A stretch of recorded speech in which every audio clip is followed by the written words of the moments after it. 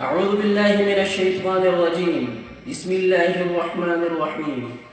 الرحمن علم القرآن خلق الإنسان علمه البيان الشمس والقمر بحسبان والنجم والشجر يسجدان والسماء رفعها ووضع الميزان ألا تطغوا في الميزان وأقيموا الوزن بالقسط ولا تخسروا الميزان والأرض وضعها للأنام فيها فاكهة والنخل ذات الأكمام والحب ذو العصف والريحان فبأي آلاء ربكما تكذبان؟